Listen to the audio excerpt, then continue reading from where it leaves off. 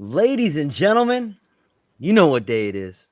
Everybody knows what day it is. It's Sunday, time for the Psychedelic Roundtable. We are joined today with Mr. Wizard, Paul. Ben, why don't you go ahead and do what we do every show and just let the people know who it is that you are? Ah, I'm Benjamin C. George of BenjaminCGeorge.com, aka Mr. Wizard. You can find the book and all the other things that I'm up to on the website. And looking forward to another Sunday chat. Nice. Paul, how are things with you, my friend? Anything you want to share with the audience before we get started? Not really. Everything's going good though. Fantastic. Fantastic. And as for me, I'm living the dream as always, getting fired up for another week. And, I've been thinking about, we talk a lot about different structures, parallel structures, economies, what's happening in the world. And I wanted to get your guys' opinion on this particular idea of, I've been reading quite a bit about the idea of emotions and economy. Like, how do emotions factor in to economic action? And the argument I want to make today is that I have seen a trend of emotions playing a bigger and bigger part in the economy than they have in the past. And I want to try to give an analogy in that I think it was Steve Jobs who said the reason companies fail is because the engineers get pushed to the wayside and the marketing team takes over. And when that happens, people no longer care about the product. They care only about that which moves the profit needle forward, and that's the marketing team. I think the same thing has happened in the world of economy. We have allowed the products and services throughout the economy, be it in our country or in Europe or in any of the biggest industrialized parts of the planet. We're now building an economy built on emotion, built on marketing, and the products and the services are failing. What do you guys think about that? I think to some extent that's probably always been the case. I mean, ever since really mass marketing kind of took over, and we've moved, away from industrialization into consumerism. But I would agree with you. I think, there definitely seems to be some sort of bent where, the people who thump their fist the loudest because, however they feel, that tends to be where a lot of marketing money is flowing these days. Yeah, I think that. Yeah, go I ahead, would Paul. agree that it's always been the case. People make emotional connections to products. You have like Chevy versus Ford, BMW versus Mercedes, Coke versus Pepsi. It's always, these brands have been able to develop, really strong emotional bonds with consumers.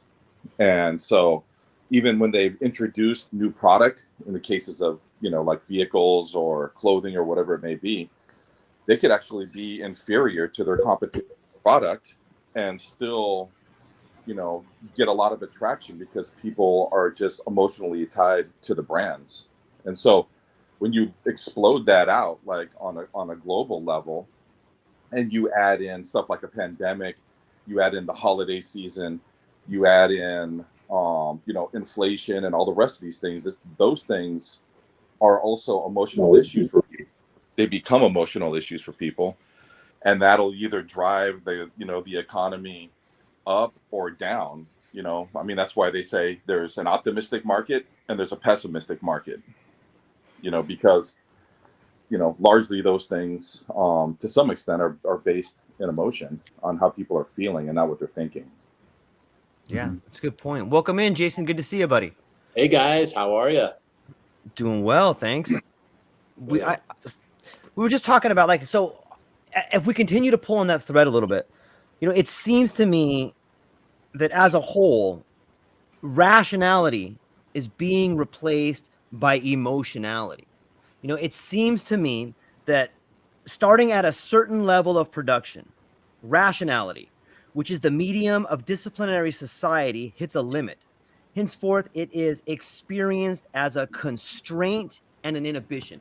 And this is what I want to talk about. It seems that we have there's limits to growth. There are limits that people can do. But in the business world, if you're a CEO, you don't want to hear anything about limits. You don't want to hear about limits to growth. You don't want to hear about limits to productivity. And that is the turning point. I think we've hit this turning point where we have reached this wall of rationality. And so what we're doing now is because rationality is a constraint, that it seems rigid and inflexible. So at this point, emotionality has taken place, and we see all these triggers out there of just very emotional people seem to be taking over the airwaves, whether it's through anger or whether it's through all these kind of wedge issues. They don't seem rational to me. They seem emotional, and it seems to me that the world we're moving in is moving in a very, it just seems that emotion is taking over rationality. Does that kind of make sense? Yeah, I mean, to a certain extent, I agree. And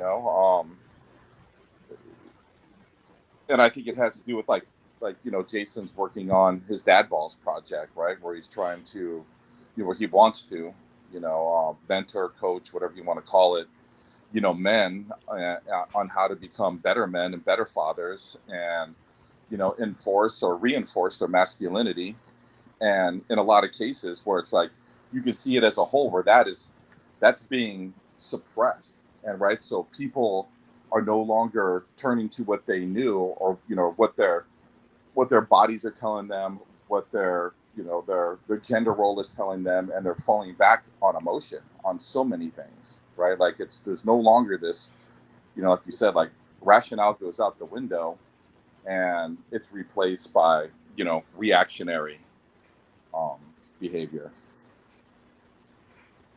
And at the same token, I just read that $9 billion was spent on Black Friday, which is a record for the most money ever spent. Wow. Oh, wow. Yeah. That's... And I saw something that said the deals were like not good at all. Like most people were pretty underwhelmed by the deals that were taking place, which makes you think, like, who spent that $9 billion, right? Like, I think sometimes they throw a number out that to think like, oh, the masses were spending the money. I would argue probably the majority of people, if you were to look just pure numbers, probably didn't spend on Black Friday, and a smaller section of the haves spent a lot more maybe than they normally would have. I would argue that number is bullshit. I would say that they're trying to get people to spend more money by saying, look at this record profits that we got. Like, I don't think we did spend that much. I think we're in economic decline. And if you look at the way in which the media puts out information, whether it's, hey, here's the vote totals of this, or, I don't trust the media at all. Why would I trust them to tell me the truth about the economic situation? Right. And it's also the metrics of what they use to measure this, right? Great point. Those are usually moving targets, in all of these different scenarios. So, what if, it could be 9 billion spent, but, what are they actually putting into that number? Is it business to business type stuff as well as consumer type stuff? You need more data, and then you actually have to have access to the real data, and not something that's, skewed for the purpose of marketing. Yeah. And this gets us right back into emotion. Like, what if you want to further the buying season? Like, you want to Ben's a fisherman, about getting boils out there. You want to go out there and chum the water, man. You want these boils coming up. So what better way to do that? To be like, look at all these people. If you listen to any sort of ad, it's like, come down and buy your new Toyota and hurry. Like, there's all this influence on, like, get down there now, so there's so much emotion in it. What were you going to say, Jay? Well, I was going to say, I mean, that's just playing off the idea that scarcity and urgency sell, right? And that's always a motivating factor for people. And then I agree. I think it is kind of, to me, I saw that pop up yesterday, that 9 billion number. I was like, how do they know that already? Like, Friday just ended. Like, what companies send their numbers into something that can then aggregate? Like, so clearly they can't really know that number. So it's assumptions, right? They're making some sort of assumptions, and they're skewing those assumptions to their favor to kind of further this. Because to this point that you're driving, George, we can't be rational about the data that we see. It's almost like, because to me, rationalism is the removal of emotions, right? Like, you're not going to be emotional about it. Like, let's think rationally. But when we can't trust the numbers, the ration, then all of a sudden we then are driven more into the emotional piece, because what is it to be rational? Well, that's to have a baseline of understanding, or a baseline of quote unquote truth. And that's been removed. So when you don't have that baseline to work off of to say, well, this is rational, all of a sudden we have our emotions, and that's far easier to control. And I think at the end of the day, that's where you start seeing this more like we're being conditioned for obedience right now. That's really like whatever it is, like we're being conditioned to obey a certain strategy or a certain way. And I think it's a lot easier to make emotional people obey than to make rational people obey. Yeah, that's well put. Where do they get those numbers from? Are those like reported from like Visa, MasterCard, American Express, and Discover? Is that how they figure out the 9 billion? Like what people have charged? And then with the rising rate of inflation, right? Then you would think that number would be, high, right? Everything costs more, so of course that number went from whatever it was last year to $9 billion. But I guess the question is like, what did people get in return for their $9 billion? Probably not as much as they got last year or the year before. Probably not. Yeah, I think I don't think they're actually getting reporting numbers. I bet you they're doing some statistical woo-woo stuff and saying last year there was X amount, and there's the expectation of sales, projected sales, like all of these companies do, and then they just took those projected sales increase over last year and spit out a number. That would be my guess if I had to take one. Yeah, I would agree with that too.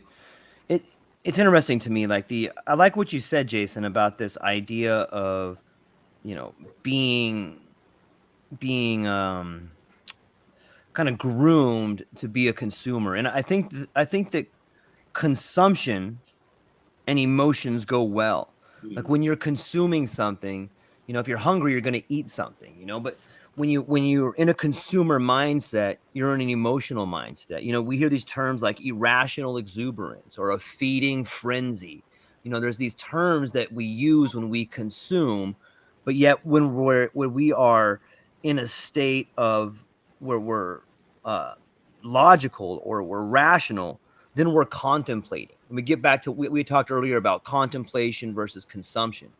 And I think the last thing that the people that are selling you stuff want you to do is to contemplate if it's a good deal. They want you to consume. So they're preparing the environment for you to do so, which takes us full scale back to the idea of the world we live in really becoming this area of this consumer capitalism that's just feeding us meanings and emotions. They're selling so we consume meanings and emotions. You're getting away from products, you're getting away from services, and just getting you into a certain state of mind.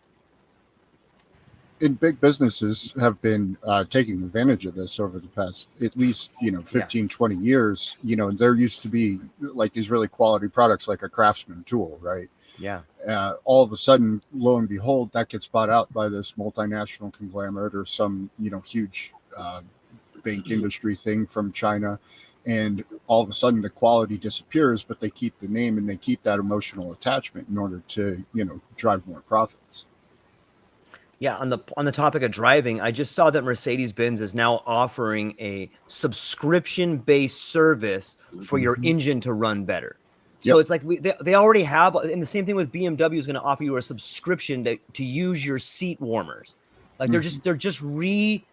they're not going to make anything new. They're just going to piecemeal everything back to you. Like you could buy the whole car last year, but now, you want the seat heater? You want your air conditioner to work? That's extra. I pay $4.95 a month to start my Subaru from my phone. There you go. Like it's not on the remote controller, like as it should be. It's $4, so it's not like whatever. And most people aren't going to really bat an eye at spending $4.95. So it's strategically priced, and it gives me access to the app on my phone that then can lock my doors, gives me like all the control of my car remotely.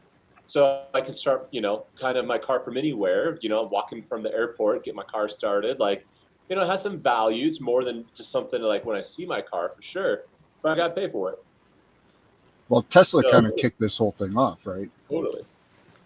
You know, they created that subscription model where, you know, that never existed in vehicles. But then all of a sudden, if you want the software update so your car can go 0 to 60.1 seconds faster, you know, it'll cost you $7,000. Or if you want the semi-autonomous driving thing, I think it was like $15,000 for that upgrade. And so all of a sudden, these upgrade and subscription models have kind of infiltrated into vehicles, and I think everybody's just kind of following suit because they're like, "Oh shit, Tesla's making a lot of money. Why don't we figure out how to do this?" Well, then again, it's a way to make a consumer out of us. I have to continue consuming, and I think that's where this idea of subscription into our homes and into our vehicles, these things that were maybe like once every while purchases, now they're finding ways to continue to make money off of us. Mm-hmm. So you buy your home, and now there's gonna be all these elements of subscription to make your home that much better.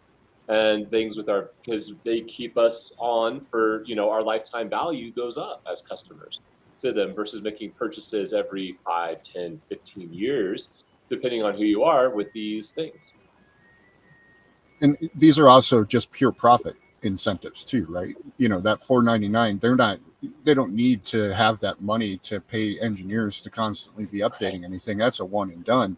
So all of that $499 times the millions and millions of Subarus out there, well, now you have just a steady stream of income that's pure profit. Mm-hmm. That's interesting. Yeah, a little sinister if you think about it. It's just undermining the consumer to the point where there's nothing left to spend. Well, but then, you know, you attach some zeros onto the economy and there's some more to spend. Or you just give people money. Or you just and they give it right back to you. So just going, sorry, I had to do some math here because what you were saying, Vince, really interesting. Let's just say there's 1 million.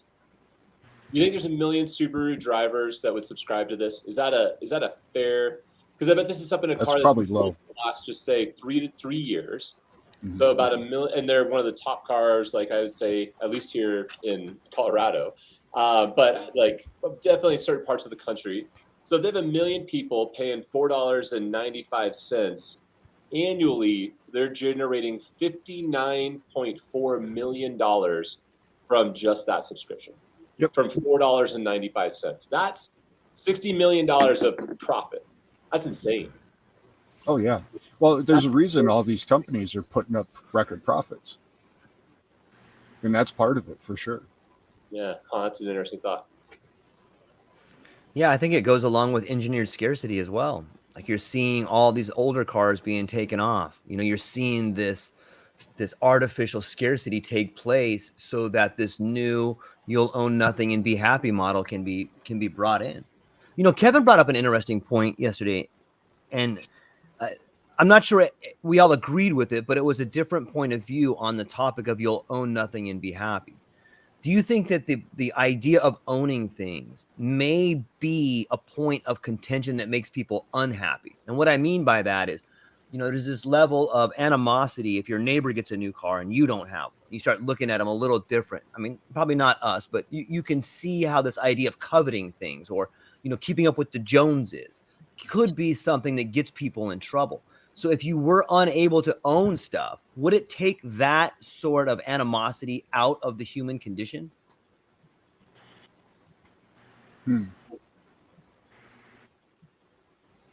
you're saying that if there's no ownership, you could not covet because you don't own anything? Is that basically what you're saying, George? And nobody else would too, right? And nobody else would either. So what is there to covet?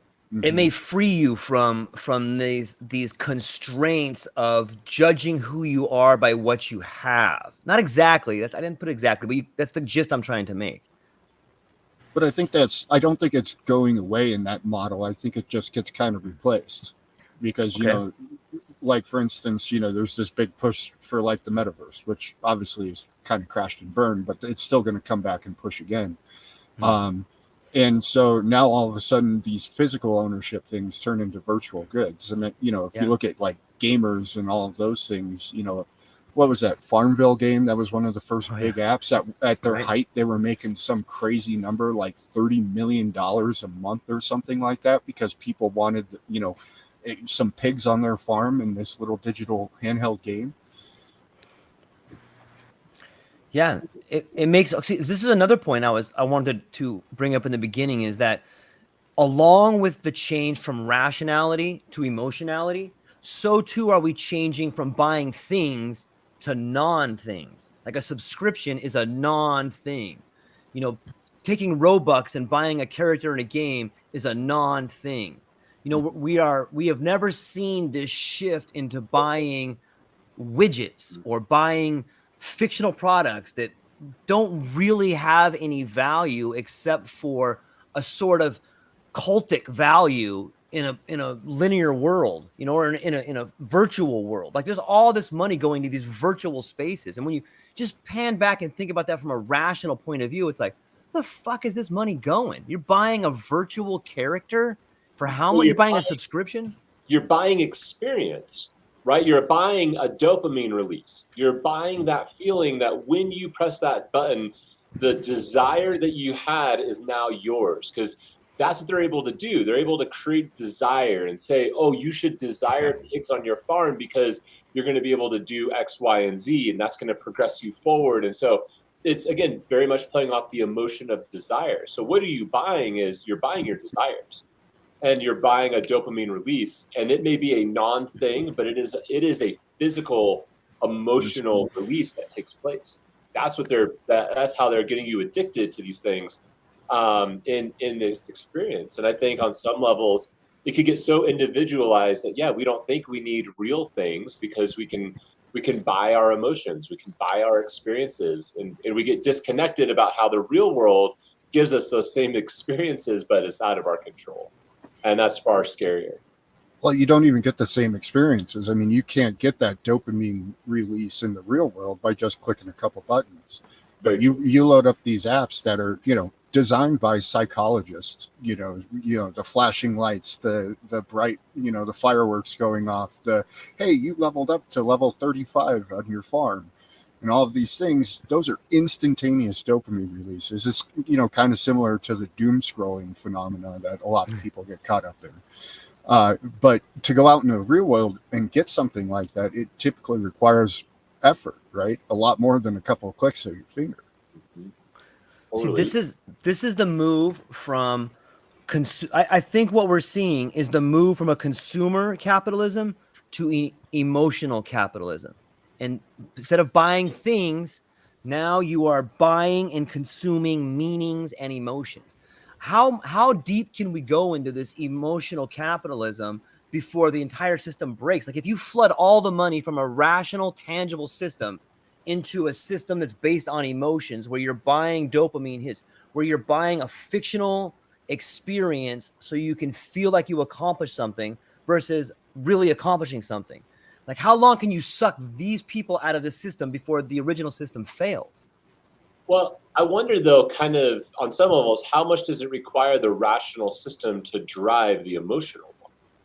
Right? Like we assume that maybe it's these altruistic guys are in their garage and they like came up with this video game called Farmville, and right, like no, like that's the narrative, right? That's kind of what marketing would like us to believe.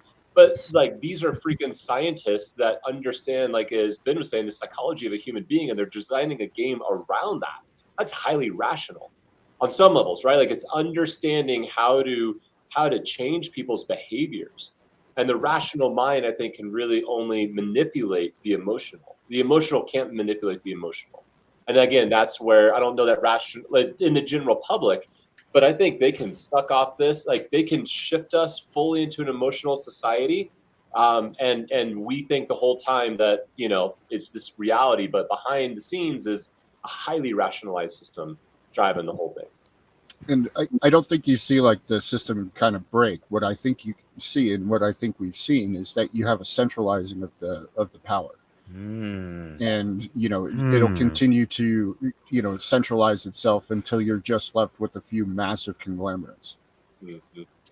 And there's already industries that are that way. Yep. It's just a giant, it's just a giant distraction so we can consolidate power. Yep. Yeah, and micro dopamine releases for people who bite their nails, right? They're gonna they're like designing, games and tools on your phone that they can charge you for that are like pennies per click. And then people will just be hooked to their phones, just clicking away on these little tiny dopamine, until they're like cracked out.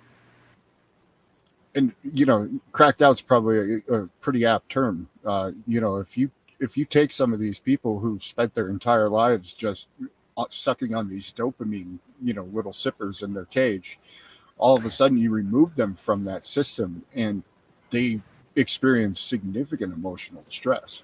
They fall into hysterics. They become, all sorts of depressed and experience massive anxiety attacks and all sorts of very deleterious and detrimental things to the human system. But we have pills for those people. And so if they just take a couple of them, they're going to feel fine. And that anxiety and depression will go right away because, that's your brain failing you, not your, we can fix that. Mm-hmm.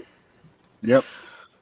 Which takes us to psychedelic. Yeah, go ahead. Well, and then I was going to say, if you look at who's benefiting and profiting off of those, where is that money all being invested from, and where is it being invested into? You find that there's a significant amount of overlap on, something like a BlackRock, for instance, on the types of investments that they make, and they're playing the pharmaceutical card, they're playing the these dopamine release cards. And all of a sudden, they're profiting, 7 ways to Sunday off of everybody. That's why you see this rise, again, as you watch the community, because this is the doom and gloom, right? I would say this is the majority of people.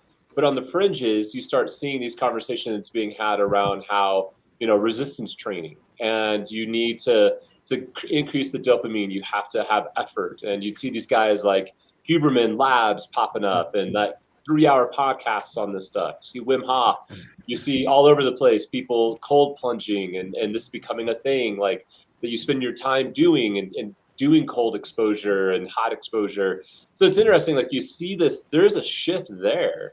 But that stuff is fringe, and it's kind of interesting. Like the common person would be like, you sat in a cold bath for why? Like, why would you ever do that? You're weird. You're crazy. And it's kind of it's on that, it's fringe, which is fascinating to me. That's you, Ben. Yeah, that's me. Today, yesterday, a buddy came over and he's like, "Dude, you have a cold plunge in the backyard?" And I was like, "Yeah." He's like, "You got a pair of shorts? Like, can we go hang out?" Because he's been doing it. So we spent time just hanging out in the backyard around the cold plunge, and it's interesting. Like, it's happening, and it's important work. I think there is kind of a movement of people who have been frustrated by the system for sure. But I think, back to our 9 billion number, right? If that has some sort of merit of truth, how many people are actually, taking that experience? How many people are going down that path? Like the Huberman Labs podcast does a great job with the neurochemistry of all of this stuff. And he goes into very great detail about how this all works and more explicitly, how to rewire kind of what you're doing in your system in various aspects of, whatever you might want to do with your life. But at the same time, it is fringe, but there is a movement happening, and it would be interesting to kind of maybe plot that out on a graph, kind of see, what type of numbers these things are getting, how many cold plunges are being sold, how many saunas are being sold. Yeah. Do you think there's a correlation between this movement happening and psychedelics? Yes. I see an overlap. A lot of people saying the same stuff. Wim Hof, I don't think he talks some about psychedelics, but his whole thing is like, you can have a psychedelic experience with your breath and giving people holotropic breathing. Yeah, giving people that ability to do it from that angle. But yeah, I think there's a massive overlap between the two.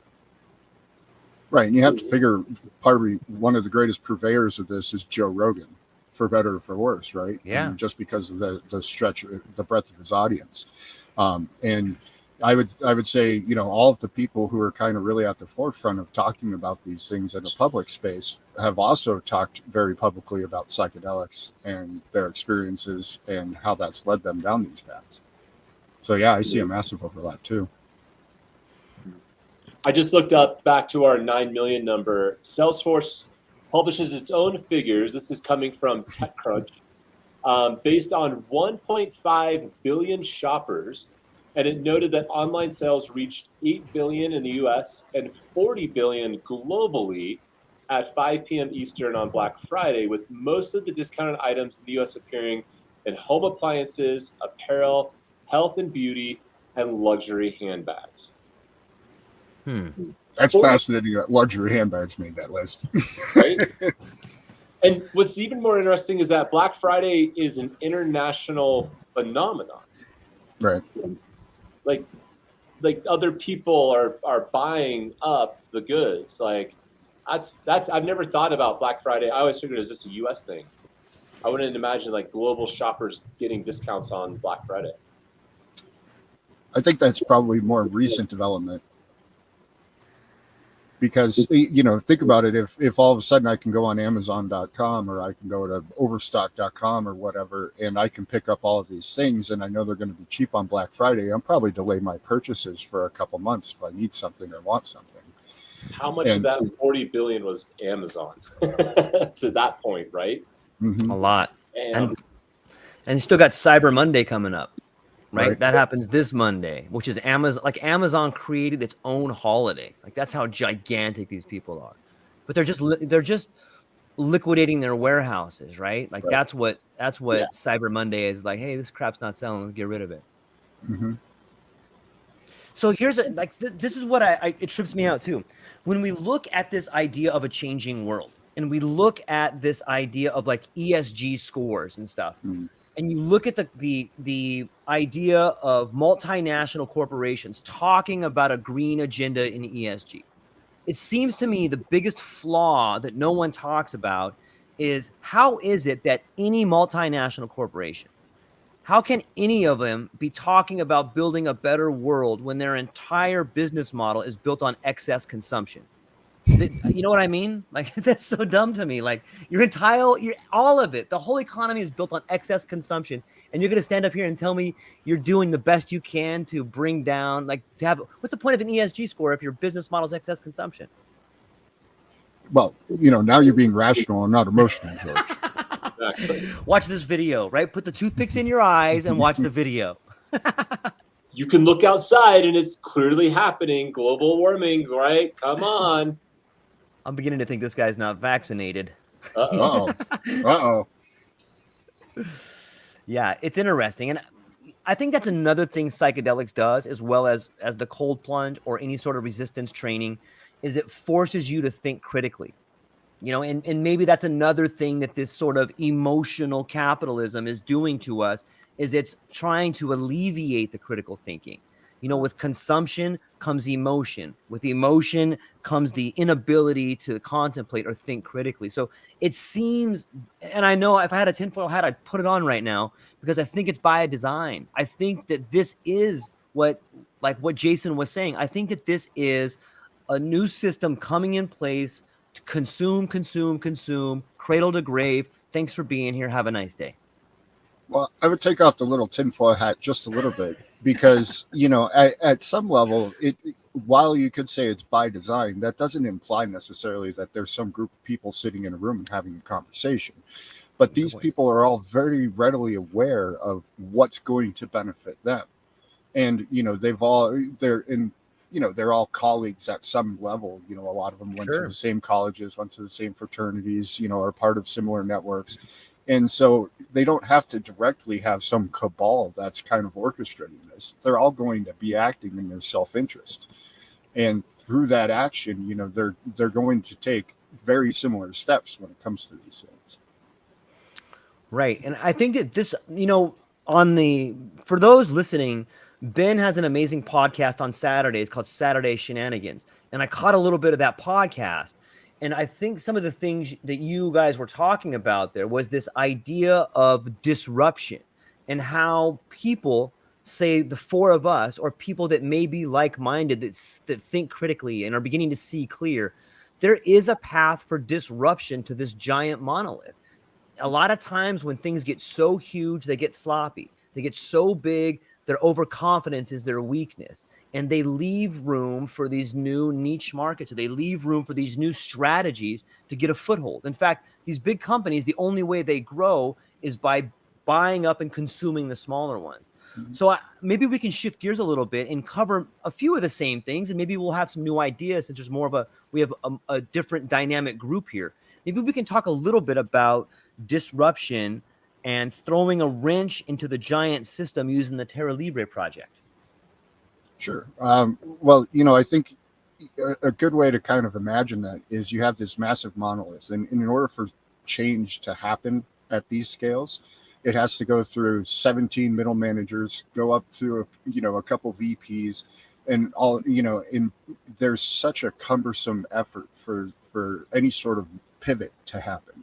Right. Whereas when you have a very smaller operation, or it's individualized, now you become very nimble, and your ability to adjust to the marketplace becomes your number one strength, really.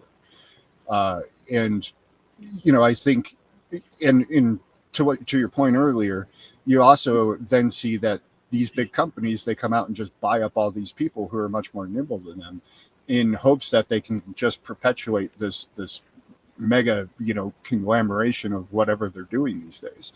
But therein, I think, lies the opportunity to actually disrupt this and evoke a little bit of change in society.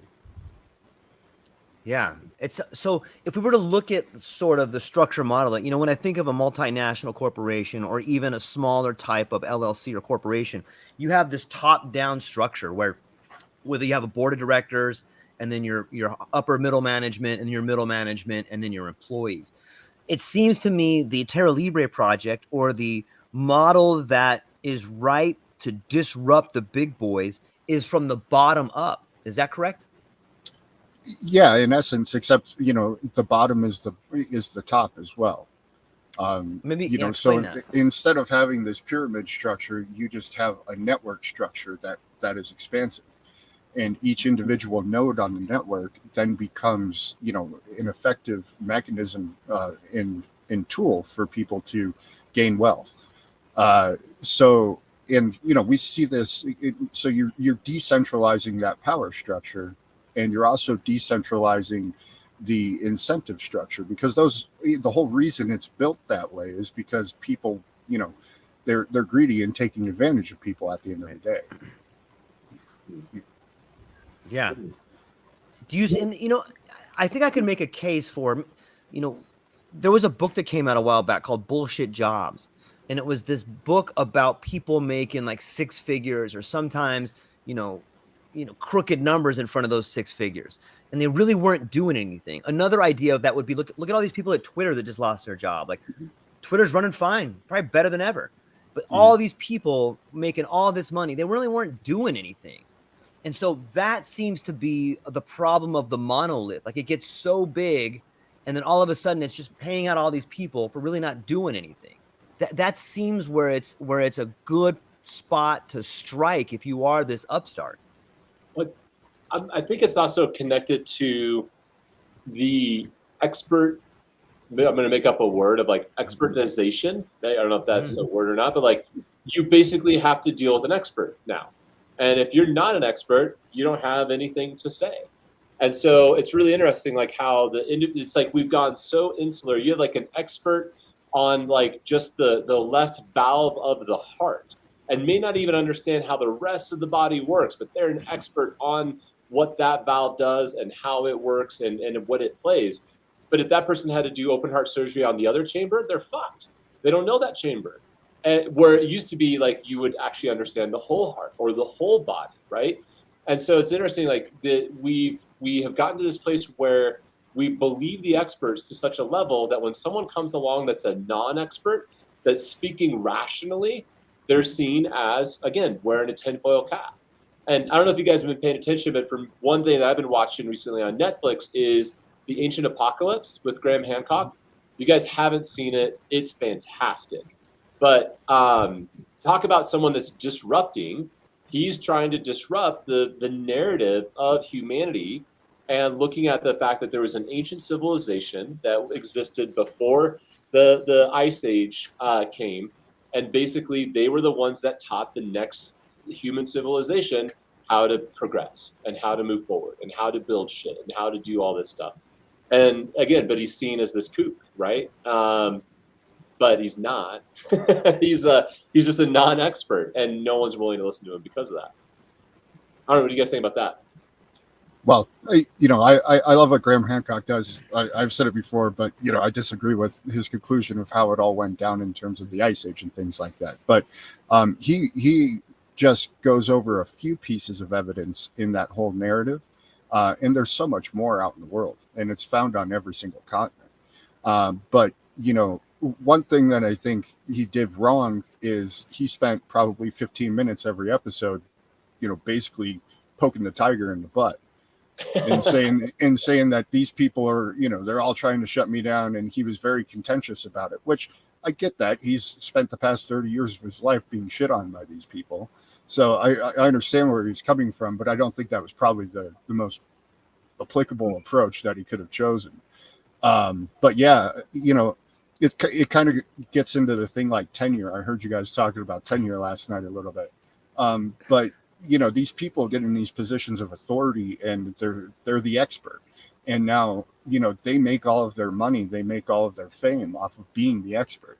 Or, like these Egyptologists, these guys who, run the narrative of how Egypt was formed and how the pyramid was built and how all of these things are done.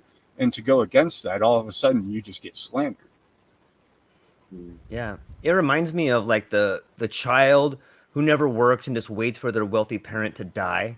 Oh, it's like, like Prince Charles, like, oh, I can't wait till my mom dies and I'm going to be king.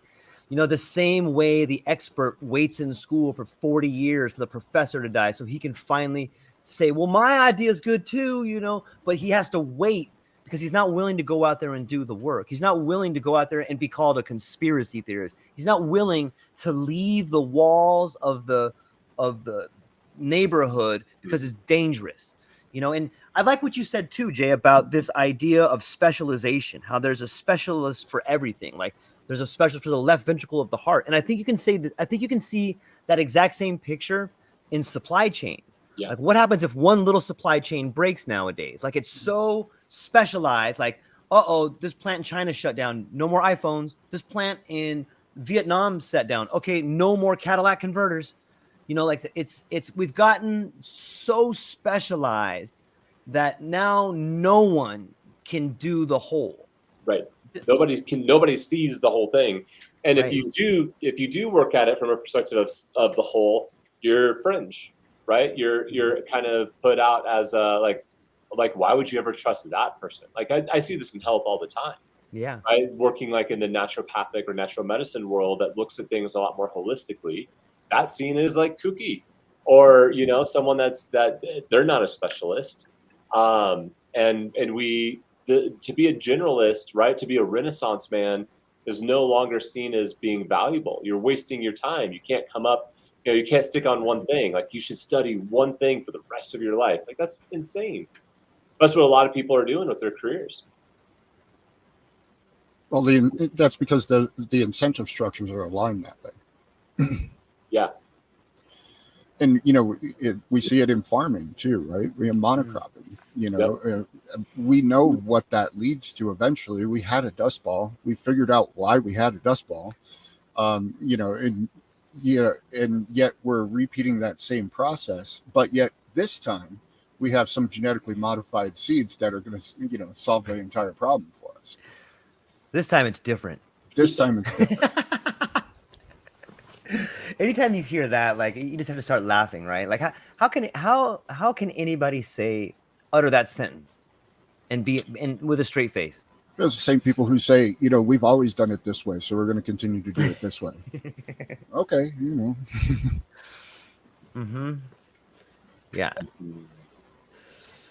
It's a fascinating time to be alive. And I I think there's a few ways to look at it. And I think you're seeing this play out across the nation. You're seeing one group of people live in fear. Oh no, we're all gonna die. This is coming. Da da da da.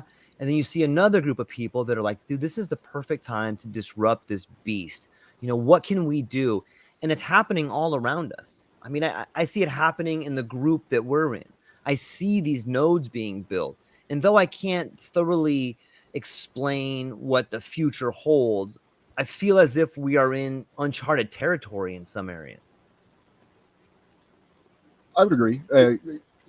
Especially when you factor in our ability to have this type of communication across these distances. That's for the first time in pretty much recorded history, we have the ability to interact at the individual level in mass, without some sort of gatekeeping mechanism or conglomeration or people or red tape to get into the newspaper or what have you.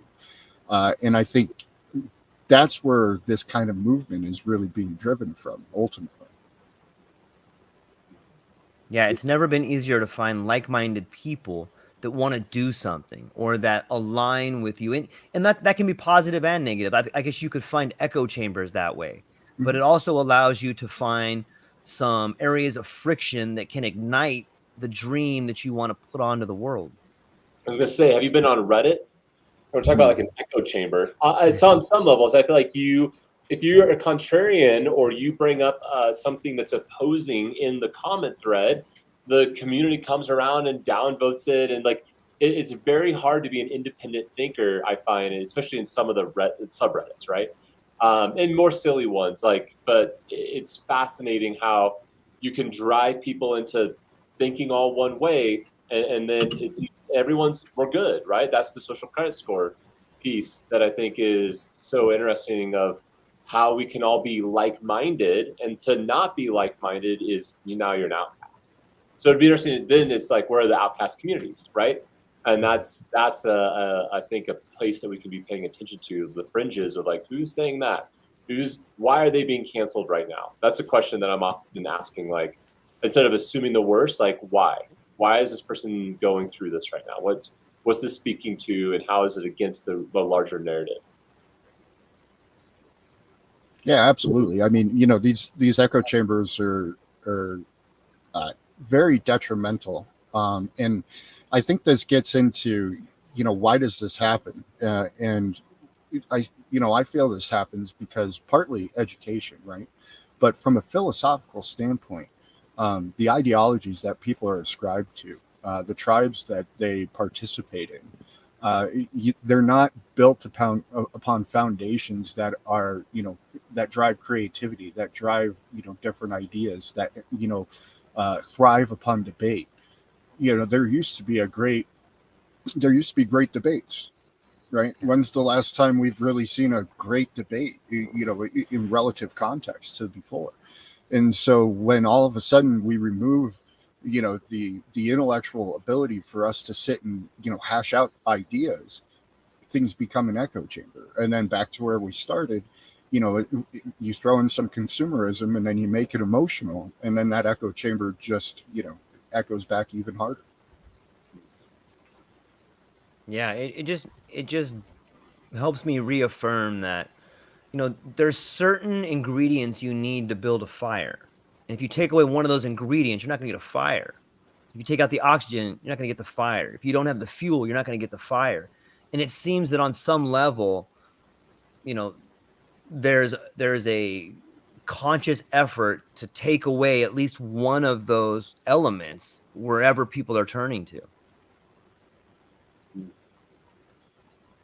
I don't know if it's necessarily, again, I don't think, a little less tinfoil hat, I don't think it's necessarily like some concerted, centralized effort. But I think, when you align, if you just look at like a game theory perspective, you align the incentives, and then you align, the kind of loose structures that exist that are kind of upholding these incentives, all of a sudden, you don't really have to have a group like that. You don't have to have some conglomerate that's trying to pull all of these strings, because the people and the players that are in the game are going to act in their own self-interest, and that self-interest is the continued, basically extraction of value from the common individual. Yeah, we were talking last night, like, there's, I think Paul said it, like there's not the will, but there's the possibility. Like if we could just change Citizens United, and maybe if you could change Citizens United and say the corporations are not people, and you could add into the charter of every corporation that it's not the profit of the shareholder, but also the well-being of the people. I think you could fundamentally change the way business works in this country. What do you think? Sure, but how are you going to sell that? Right. There's no will to do it. And even if there was some will to do it, I think you end up in a position where all of the people who are profiting off of this structure are going to align against you, and that's a lot of power, and that's a lot of money, and that's a lot of ticker tape and red tape and court dates and lawyers and all sorts of other things that bog down the ability to invoke that change. Yeah. This conversation seems to me to be one that is had by probably greater minds than me, for sure. But I remember Peter Thiel talking about one way to get through some of all this minutia and stuff would be to start like, your own special economic zone. If you had like a sort of island type or a floating island or something like that, you could theoretically create your own NGO or your SEZ, and then you could get away from some of this stuff. Like there are these special economic zones throughout the world. There are these non-government organizations that pop up in different countries around the world where, you are a giant corporation and you abide by these 5 countries' laws. But you got to have tons of money to be able to do that. Like that game is for the mega wealthy. If you are not generational money, you don't really have a chance. Right. And so that's where I think, we institute a different model. And Yes. we create that node system like the Terra Libre project, where the individual now is directly benefiting at the highest level possible from their effort into the system. Now, if all of the individuals are, now back to the game theory perspective, now what sort of incentive structures are there? Well, do I want to go work for an Apple where, I'll make 6 figures, but I'm beholden to all of these things? Or do I want to work for myself where I can still make 6 figures or potentially even more? And then when I do, all of my ingenuity, all of my creativity is mine. I own it. And, I think if you create that proper model, that's when you can really compete in that marketplace. You don't need to have the big generational money. You don't need to be a big NGO. You could just be a loose conglomeration of like-minded individuals that, have a same charter, for instance, and have, just like we were talking before, where, those, you don't need a big group who kind of dictates everything. They're gonna self-align based upon their interest. The same thing would happen at the individual level. And that's what we don't trust.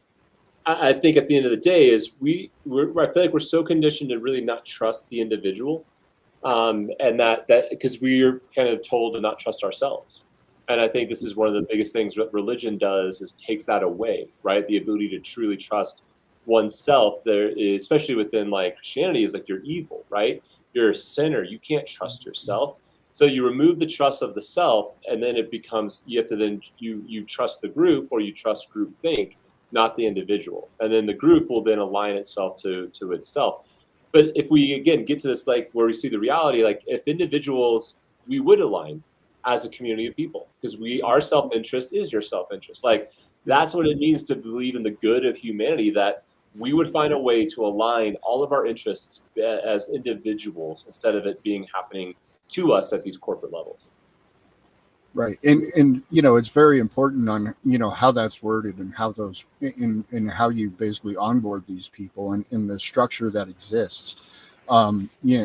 Because most people are really afraid of something like that because they feel that at some level they're going to lose their autonomy. Somebody wants to take a piece of the pie, all of these different factors that, are fear tactics, essentially. But to be able to overcome that with the proper model, now all of a sudden you know, imagine, to our example, all of the Subaru owners paying $499 a month, and how many millions of them are, and how much money that was per year.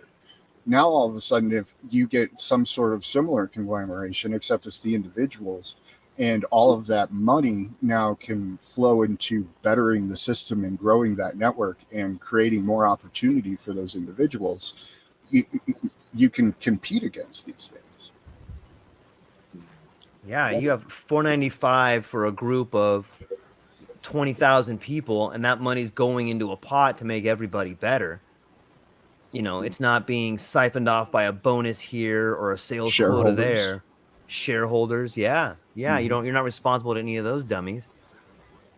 Yeah, and then all of a sudden, you know, from that pool, now we can afford more infrastructure. We can build better systems. We can provide services within that structure to, you know, allow people to cross over red tapes, to grow their businesses, to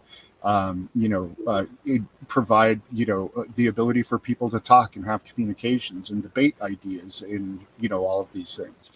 And if we can align those, I think we end up in a very strong position as, you know, a group of people, where now you can look at, like, you know, an Apple and be like, okay, well, we don't need to do it that way. We can take all of that money that is being siphoned off, and we can build a stronger network of people. We can provide them with all sorts of different services to grow their individual stake in these things. And now all of a sudden we're in the game. We have pieces on the board. It kind of sounds like a republic in some ways.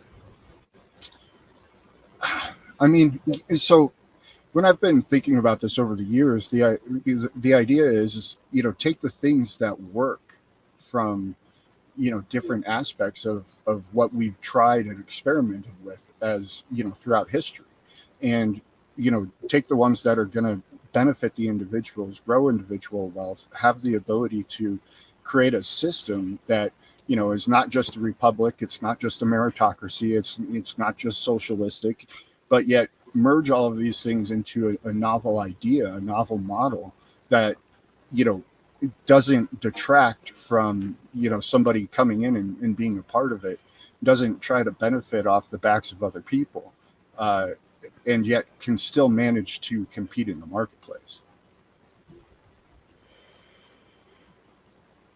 Yeah, you know, another thing that we haven't talked about that it seems like it does is it seems like it doesn't reward fraudulent behavior, which is something that the current system, it puts a premium on.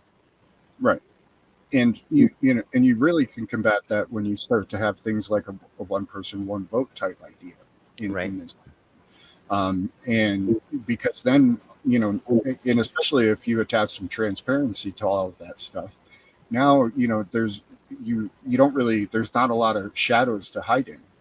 You know, those passive corruption that exists in all the bureaucracies that we have today vanish very quickly. Yeah. It's a fascinating concept to think about. I think it's right. You know, I think that this is one of many parallel structures that we're going to see beginning to pop up around not only where we are, but, you know, there's parallel constructions that have been happening probably in Sri Lanka, probably all over the world, wherever there's strife, right? Like you're seeing, they used to call it the black market, but it's just a parallel economy. Mm-hmm. Yeah, and I think we're going to see a lot of them pop up, and I've seen a lot of ideas that kind of have some similarities and some parallels to this pop up, but, you know, a lot of these things are still founded in the ideal of, hey, I'm going to start this great idea, and, you know, the four of us, we're going to kick ass and make millions of dollars because we're going to be the first movers in this. You know, we're going to have a larger stake, and, you know, again, back to our consumerism and, you know, the stage that we've been indoctrinated into, you know, that is such an incentive in this world today that a lot of, the novel ideas are just a rehashing of the old idea, but, with a new paint job. So I'm curious, like, Mhm. what's your guys' perspective, like thinking through some of these ideas and what we're doing, like what Elon's doing on Twitter? Like from your worldview, where you're at, do you feel like, is he helping Twitter right now? Like, what's the narrative? Like, what do you think? Well, I mean, helping Twitter is a pretty big statement. I'm pretty sure he's helping himself pretty well, and the people who put up the money to privatize Twitter. I think what's going to happen is they are going to all of a sudden bring it out as a public company after gets more traction and all this stuff, and kind of exactly what he did with Tesla. This is from his playbook. He privatized it and then re-released it on the market, and look at Tesla shares today. They're 1,000 times what they were when it was originally privatized. And so I think that's kind of the playbook that we're going to see in Twitter. In terms of betterment of Twitter, I think the product will get better because there's the incentive to kind of, control that marketplace, that social media town square. And he's said as much. He wants to make it like a WeChat, where you can do all sorts of transactions on it, where, everything's basically included in that singular app. Yeah, and I think too, just by privatizing it, like he's going to put a lot of pressure on all the other social media companies.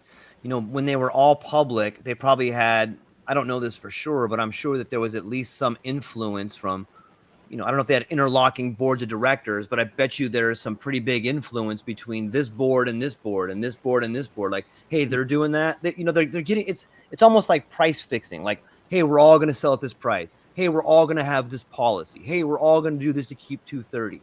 But when he goes private, all of a sudden he's the upstart at the mafia family table. Like, look, I don't need to do that anymore. I don't serve that guy anymore. I'm doing my own thing. I'm going my own way. It's like that movie Goodfellas when Joe Pesci goes to Vegas, and all of a sudden those other gangsters like, hey, whoa, what are you doing over here? He's like, we're over here now. Hey, we're over here now. You know what I mean? That's a fairly decent impression. Elon Musk is like, hey, we're over here now. Yeah, we're over here.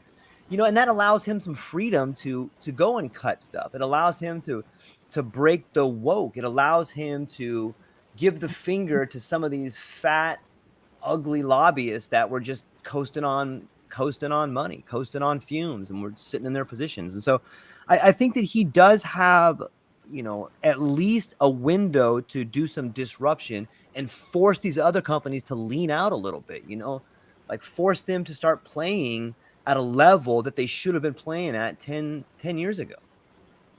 So I think that would help Twitter, if that answers the question. So George, you see a little bit more altruistically, like, Elon's like trying to do something with this, whereas Ben, I hear you're a little bit more of like, he's just going to be making a bunch more money.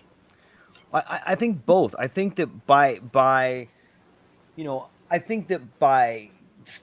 he sees that people want change. And I don't think that he's altruistic or that he has these grand motives to make the world better. But I see there's a market share there that no one's tapped, that not only people were not tapping into, but they were just flat out denying, like, these people are dumb. We don't want any of their money. So there's a giant mass of people lined up to give someone money, and no one will sell to them. He's like, I'll sell to you. I'll sell to you at a premium. Come on over here. Those guys are all dumb. Come over here. And he has the niche. He has the new Apple. Tesla is the new Apple. Apple's dying. Apple's dying on the vine. Their Foxconn is a apple with a worm in it. And you have Tesla over here that is this new thing. And they're like, we'll build a new phone. What do you want us to do? We'll do anything. Like they are what Apple was 15 years ago, maybe 20 years ago. They're the flower. They're the apple blossom flower beginning to fruit. And so I don't know that he's altruistic, but I think he has positioned himself in a spot to be ripe. I wouldn't call him altruistic either. I think, it's the idea of altruism to benefit. It's a good concept. If all of a sudden, I can cater to that vast market that George is talking about, and it'll appear as altruism, but at the end of the day, the structure is still the same thing. The profit incentives are still the same, way. Where that money is going to flow is going to be similar to where it would flow from an Apple perspective. So, I don't think that there's, some greater good at the core of this. Now, even though some greater good might be accomplished by a lot of these steps that he's trying to take, I don't find that there's some sort of, core altruism behind it. Could be wrong. I don't know the guy, but, Well, I think it's interesting because again, when we think about some of the stuff we talk about, especially like psychedelics, he's one of the probably, the most famous people that's talked about it. I don't know, like I haven't heard Tim Cook talk about doing psychedelics, like, going on, smoking weed on Rogan and stock shares tumble. Like he's someone that's kind of been this disruptor of sorts, and similar things that we maybe would want to see disruption around as well. So I don't ever know to trust the guy and be like, okay, I'm into what you're doing, man. Like, I don't know, it's kind of weird, but like I'm into it. Or is it like, is he evil? Is he, the richest man in the world, and he's not Iron Man? He's, he's the villain. I don't know. I don't know how you guys. I don't think it's evil just as much as I don't think it's altruism. I think this is, again, back to the incentive structures of the world. I think this is just that incentive structure playing out at just a larger scale. There's no evil necessarily behind it. There's not he's not trying to pull the rug out off of under us. He's just trying to make more money. And if you look at kind of the stuff that he's talked about over the years, he has some ideas about, humanity and, industrialization, manufacturing, getting off this planet, things like that are probably more aligned with his core motivations. In those pursuits, I think you do get altruism and a greater good that comes from a lot of these things. But I don't think that him at a personal level is trying to, be that some sort of savior or some sort of devil. I want to throw this out at you guys. Like, do you remember, like, staying with my dead apple and new apple, as above, so below, death and rebirth? Do you guys remember, like in 1980, the first Apple computer commercial was during the Super Bowl, and it was a play on 1984. Yep. And it was the new Mac was coming. Like, everybody remember that? And like they're running, and like all of a sudden, like all these IBM guys are like running off a cliff, and then like at the end, this girl jumps out and she takes a sledgehammer and she smashes the telescreen, which is like the 1984. And then I think the tagline was something like, Apple computers, let me tell you why 1984 won't be 1984. Like that's gone full circle. Like Tim Cook is now the Goldstein. You know what I mean? Like look at, like they went from being, we're not 1984, to having this mass group of uniform robots in China making things like an assembly line. And so, like, what I see happening full circle, like Steve Jobs, psychedelic guy, right? That guy did all kinds of LSD, talks about it in his books. Mm-hmm. So he comes out, and he was kind of the beginning of the left movement. He was the beginning of coming in and getting rid of the old blue, I think they called it, IBM, big blue or whatever, something like that. And this was this rigid Republican suit and ties. We have computers. And here comes this upstart Apple. And Apple fundamentally changed the game, and they took and look how far left we are now. I think you could make the argument that Steve Jobs was the catalyst for the radical left and the Democrats to come in and sweep into power. He may have been the blue wave that brought big tech to the crest where they are now. And if we can just think about that for a minute, might it be that Elon is the beginning surge of a red wave? Elon is this new technology that's coming in.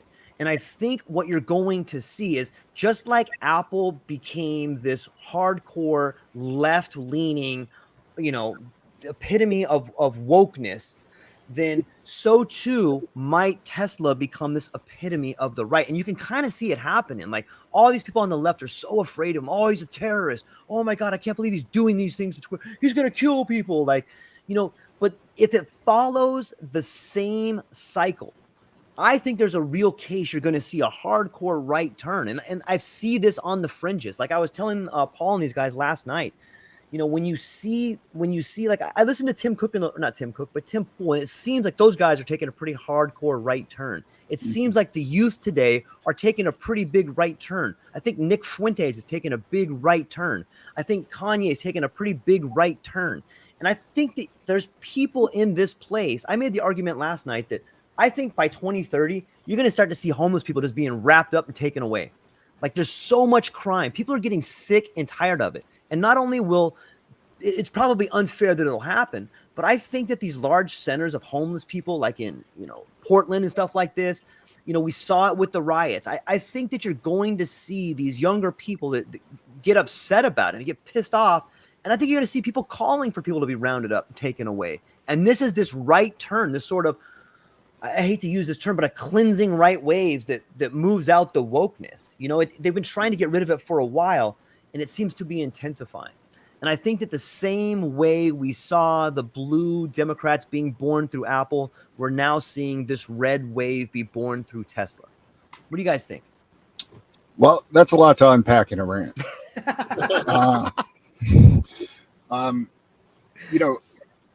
One thing I would say from the tech perspective was that when Apple came around, their proprietary system, and they always have been.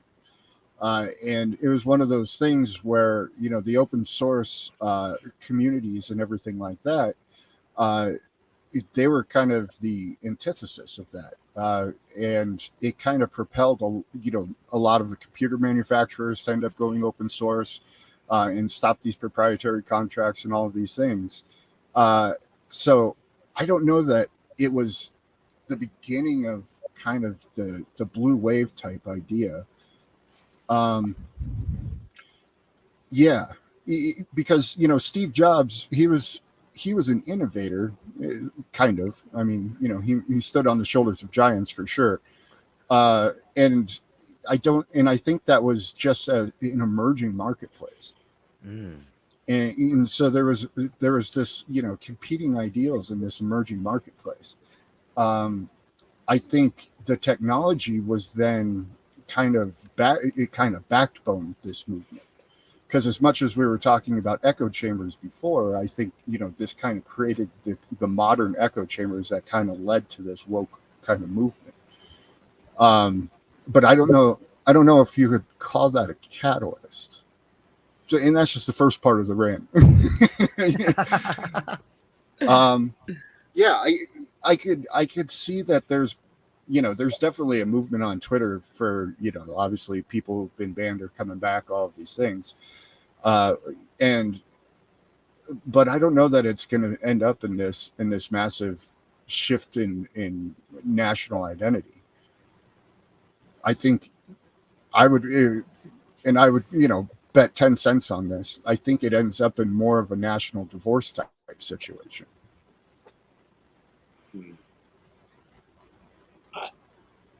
I mean, I think it is interesting. I was thinking about Jobs and Musk, and one area that they're similar is, to your point, Ben, of Jobs being kind of an inventor.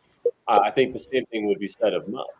Like, he's kind of this person. Like, he didn't start Tesla, he didn't start Twitter, he didn't start any of this stuff. He came in, and sure, he's done stuff and he's maximized and he's had influence, but it's not like he was the inventor. So he too is standing on the shoulders of giants to have this influence that is happening. And, George, I can see where on some levels the celebrityism that came around Jobs, like for the first time, a CEO of a company is now a celebrity, someone that pop culture respects and honors.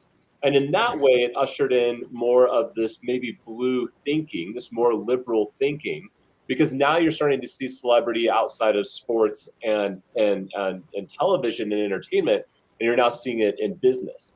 And that business, good business was aligning to the more liberal agenda, right? Like traditionally, it was always bad business.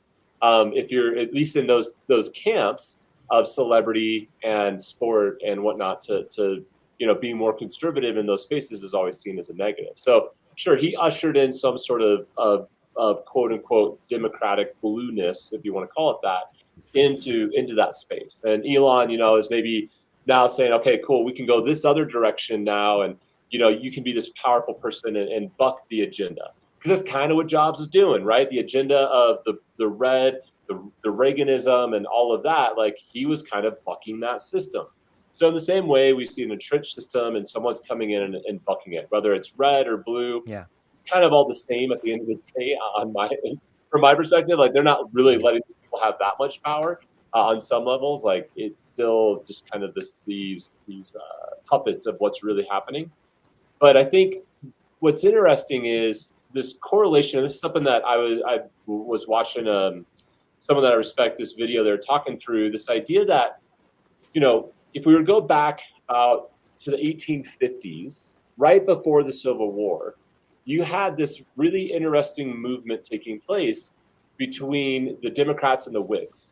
And the Republicans weren't on the scene yet. And at that time, there was a lot of conversation around, ending slavery, but there are these extreme abolitionists. Like, and think about that statement alone. Like today, if you're like, oh, he was an extreme abolitionist, like what, he wanted, freedom for people? Like what's extreme about abolition? But there were these groups, and they were not getting any movement politically, so much so that Lincoln didn't want to be associated with them. And they were the Republicans. And so the first time he ran for Senate, he didn't align with them and he lost. And I may be getting some of my history a little bit off, but it's interesting because he then decides to align with the Republicans and he gains the presidency and joining in on trying to bring in some moderate conversation. Like he didn't run on the extreme abolitionist kind of agenda. He ran on a moderate abolitionist agenda to get elected. And today, do we see the same thing happening with free speech? And by no means am I trying to say that I can't say something equating it to slavery. I know these are very vastly different things. Yet, there's definitely control being had. And there's those that are the extreme free speechers, right? The Alex Jones, the Elon Musks, and whatever.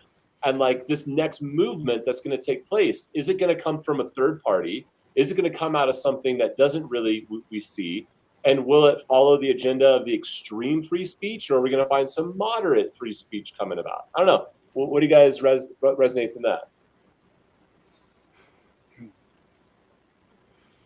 I don't know. Something about this isn't sitting right with me, attaching it to red and blue. Yeah, partly because I agree with you, Jason, in the sense that it's more of a uniparty system when you back up and look at policies and how that's changed over the years, and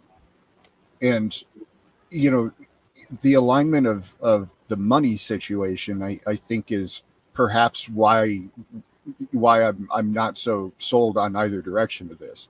And I think this is much more driven by the profit incentive than it is from a political type agenda. I don't know. Still thinking about it.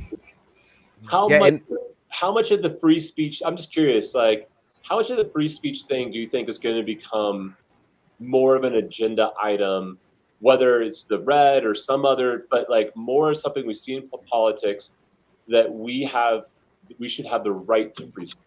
Because that's in question on some levels. I think like we're seeing this really kind of come up right now. Like what can you and can you not say? And I think Elon taking over Twitter was this idea of like the free speech movement, right? He was going to open up the forums. He wasn't going to cancel people anymore. So are we seeing a free speech movement begin? And should there be a free speech movement? Is our speech even in question right now? That's interesting to think about. Is it a wedge issue? Is it immigration? Is it abortion? Is it, hey, free speech, you guys fight about this? I think that there's something to be said about, what speech can do. Like what happens to the groups out there if Twitter is if people are allowed to say whatever they want? I mean, was there really, like, how much of the censorship was having an effect on the reality of people's lives on Twitter? Was it really affecting that people? Was it just affecting a few people online, or was it truly affecting the way people think? I don't know.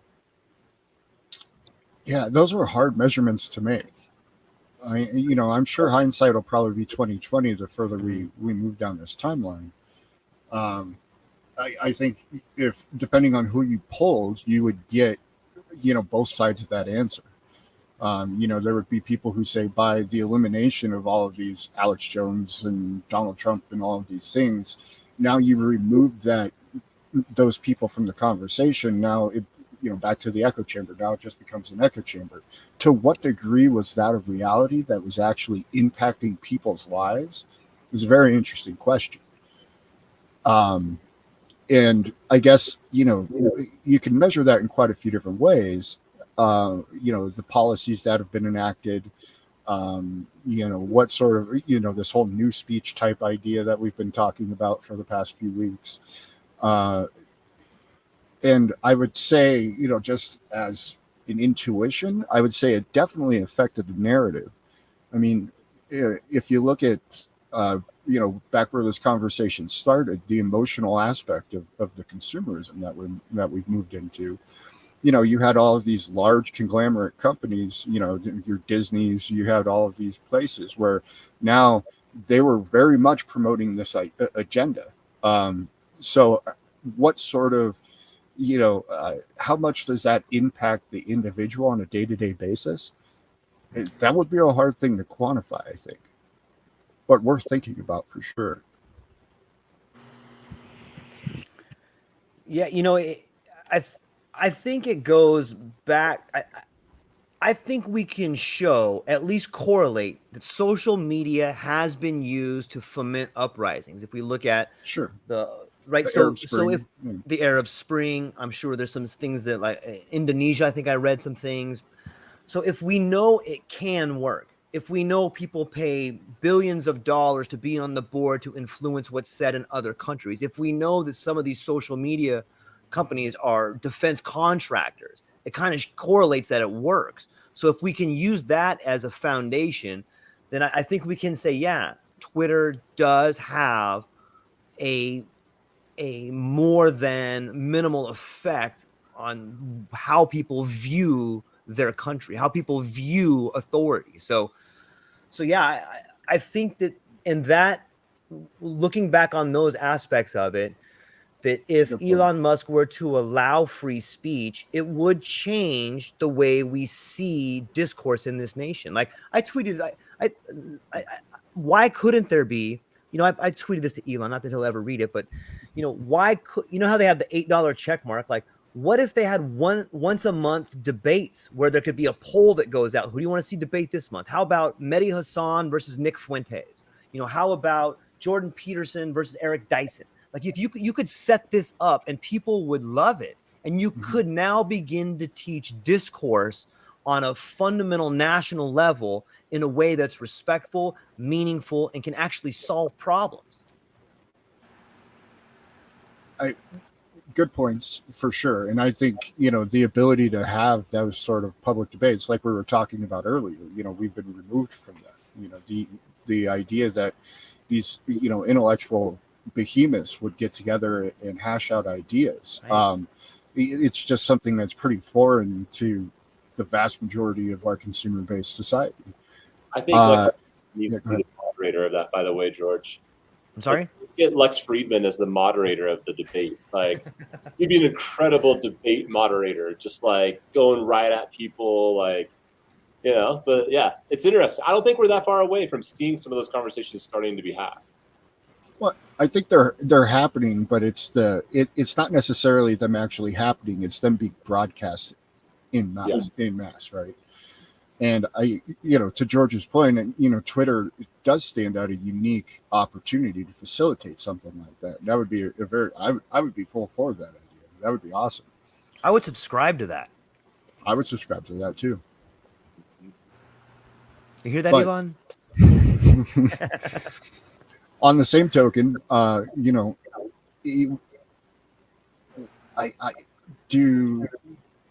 does he have the ability to do something like that is a different question. I mean, you could argue and say, yeah, he owns the company, so he could do it. But I mean, in terms of making it a huge thing, yeah, I guess, if you look at, did you guys see his poll for if Donald Trump should be reinstated? 70%, right? It was actually very much closer than that, but it garnered, what was it, 100, or no, it was 10 million votes. Whoa. Yeah, so 10 million people weighed in on this. So, there's something to be said there for sure. If all of a sudden 10 million people were aware of something like this and watching it go down, I mean, does that elicit some change? I think potentially, yeah. But we're also talking, 10 million in versus 350 million in this country is kind of a drop in the bucket too. How many people are really getting, their daily dose of propaganda or information or conversation from a Twitter? I think those would be interesting numbers to be had. But yeah, that's a great idea. I would subscribe for it. Yeah, I mean, it's, even if he couldn't do it himself, just him, suggesting it, or, you know how many advertisers, like, hey, Elon, you want your advertisers back? Have debates. They would flock to that. You know what I mean? Well, maybe, because, those debates are going to touch on the topics that are highly sensitive. Could you imagine a debate about vaccines brought to you by Pfizer? Oh, boy. Yeah, I know exactly what that sounds like. Yeah, so, back to him having the ability to do it, where does that get kind of shut down? All of a sudden, if you're pissing off, those types of people, the amount of alignment, Section 230 all of a sudden gets a little bit of an update. Yeah, that's a good point. It's a good point. But yeah, I think that there is, and maybe this is exactly what people are worried about. Maybe this is, maybe this is what people are afraid of, is that I think you've said it before, Ben, that technology is not good or bad. It's a tool, and it can be used for either. Technology doesn't care what it's used for, and it can be used to liberate, or it can be used to constrain. It can be used to tie something up, or it can be used to free them. And it comes down to us as people. It comes down to us as people that are willing to start parallel economies. Those of us that are willing to be called conspiracy theorists. Those of us that are willing to go way out on the branch and try to stand there. It's these ideas. Paul and I last night were talking about important people, and we brought up the idea. We brought up Tor's video and how he was able to stand in front of all of us via video and talk about, hey, here's these things that I did. Here's the situation I put myself in. And we were talking about how, I think Paul said something like, that's staring the demon in the face and not blinking. In a video that I saw him when I was speaking to him, and he told me about how he went away to prison and how he had faced the courtroom. After he got out of prison, he went back and apologized to his ex-girlfriend's father for putting him in that position, and it's like, dude, that is, I think, hey, Paul, are you there? Yeah, I disappeared for a minute, but I'm back now. What were you saying was the highest form of empathy? Can you reiterate that topic a little bit last night, like the highest form of empathy? Well, I mean, it's the ability, or to truly put yourself in another one's, position, And so when we're talking about Tor, and he in his video, he didn't like get into what he did that sent him to prison, but you had interviewed him before, and so you were sharing a little bit of that, and how he was able to, really look at everybody that was in that courtroom while, when he was being sentenced, and see everybody, based on what you were telling me, right? So Yeah. And be able to see everybody as being a victim of his, whether it was, whether it's the people on the other side of the aisle who were supporting, the real victims in the things that he did, or even his own families, his own family and friends that, because of his actions, he in a way victimized them too. And so to be able to kind of see that and to understand, what all these people are going through because of your actions, and then own up to those things, you know, and own them 100%, you know, is a very, very powerful tool. You know, it shows that, you know, it's a person that has, you know, a depth that very few have.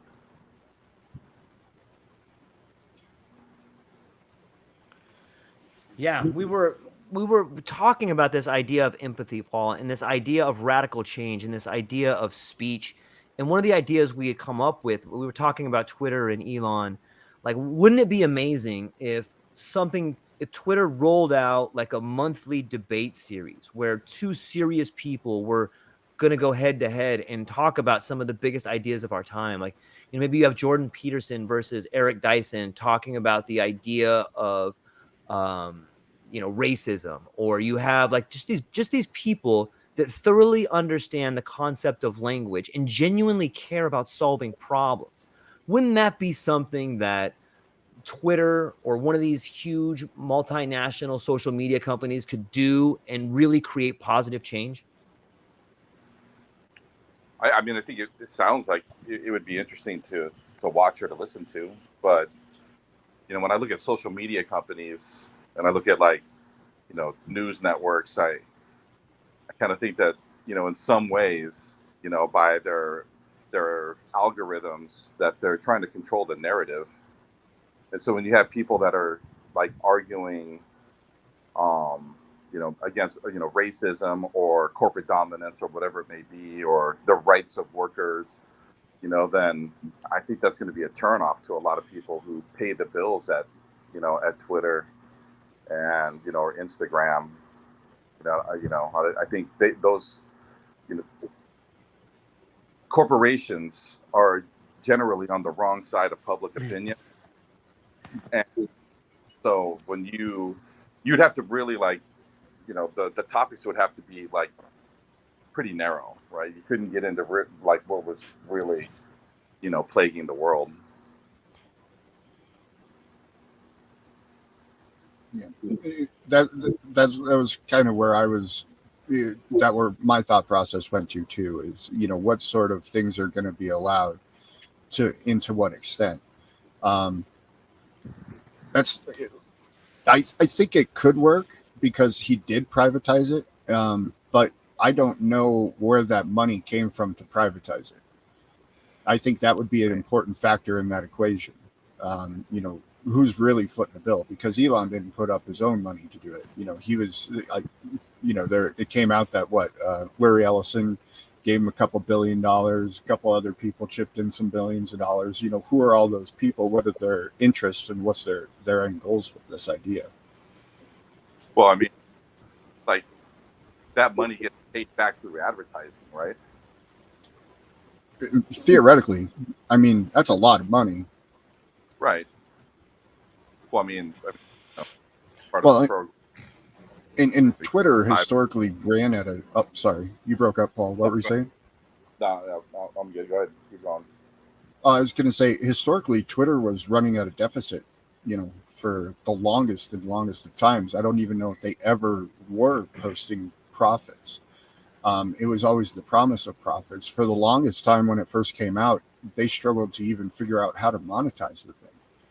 I mean, it was like 7-8 years after Twitter came out where they actually had monetization of ads and things like that they were able to get into the platform. So how much money does Twitter actually make would probably be an important factor in that equation. Yeah, I don't go on Twitter, so I don't really know a lot about it. I was there from pretty much the beginning on Twitter. I think my account was registered in 2000, or that was my second account, was 2008. Oh, wow. Yeah. Is it enjoyable, Ben? Oh, I've never actually used it for what people use Twitter for. Yeah. There's some interesting ideas like dead internet theory. Like, you know, there's only like a very small percentage of people that even are on the internet, that are even on active, and the majority are all bots. Right. Crazy And I think, to think about. yeah, and I think, you know, we see Twitter and social media and news and all this stuff. How many people are actually really participating is a very interesting question, because you know, if the loudest 1%'s on there and just making a ruckus, all of a sudden they sound like, you know, they're the majority of people because they're out there making a ruckus, where in reality it's a fraction of the population. Well, It's like that. It's like that news crew that like just films like 8 people, but it looks like it's a riot. But then you pan back and there's only 8 people. Mm-hmm. I mean, on some levels, I think that's the rise of social influencers. Like the only way they kept this thing going is to say, oh, certain people are going to be able to make money and they're going to be the ones you want to follow, because the average person isn't going to create enough content to keep me entertained, right? Like, let's be honest, you can only see other kids' pictures of their children for so long as like, I fucking love Facebook, right? It's an entertainment thing. And at some point you have to pay your entertainers. And I think that's where you see the rise of social influencers is, again, it became this cool thing. And it was like, you could do it all on your own, but like freaking China figured that out with TikTok and how quickly they could get, you know, people to adopt a brand new social platform with built-in entertainers and the ability to pay them. So everyone flocked to that. And it's really interesting how without social influencers, people would stop getting on Instagram because they don't really care about their shit. They care about the influencer shit. That's who they follow. That's who they're engaging with. I would say that's the bulk majority of content that goes viral is through these, you know, influencers. And without that content, what's the point? I would challenge what like viral. I'm not sure anything really goes viral by itself hardly anymore. And the people that are influenced, they're no longer, it used to be, it seems to me, I don't know for sure, but it seems to me there was an organic process. Back in the day when you had full access to your 500,000 followers or your 1,000 followers, or back in the day when you could post a video and all your followers would see your stuff, you had an opportunity to organically become an influencer. Now you have to buy that spot the same way you have to be an anchor, the same way you have to be part of this clique. That like it's almost like it's been captured. Mm-hmm. Well, and that's, you know, that's why TikTok actually rose so fast, is because their algorithm was heavily weighted for, you know, new people to the platform to be put in front of multiple eyes and have that opportunity to go viral. That was their algorithm, was to, you know, basically boost up all of these new upstarts. And so as somebody who wanted to be a social influencer, now it became very easy to go viral on TikTok, but it was all artificial. So they took kind of the different path. Instead of having people pay for the spot, they decided that we'll just make everybody have a piece of that spot. And then, you know, their whole business model was data harvesting. It wasn't actually, you know, generating money from ad revenue or something like that. Yes. Yeah, it's interesting to think about how controlled the algorithm is. Like it, you know, maybe it's just wishful thinking to wish that, hey, let it be meritocracy. Let's see what people want to see, and then the argument is well, everyone just wants to see flat Earth and conspiracy theories, so we have to show them CBS News and CNN. You know. And you know, it is kind of an entirely manufactured thing these days. And those algorithms, I mean, Zuckerberg was on Joe Rogan, right? And he very explicitly said, oh yeah, we fine tune these things in X, Y, and Z different ways in order to, you know, create that narrative and create what sort of content people are actually exposed to. Enhance our experiences, right? I mean, again, so then we were like, well, okay, yeah, I want my experience enhanced. So, you know, that's the consumeristic mentality of I'm just going to sit here and consume and make it better for me. And I'll keep giving you whatever, you know, you can harvest my data because I don't really think about it. So here you go. Keep making it better for me. I'm okay with it.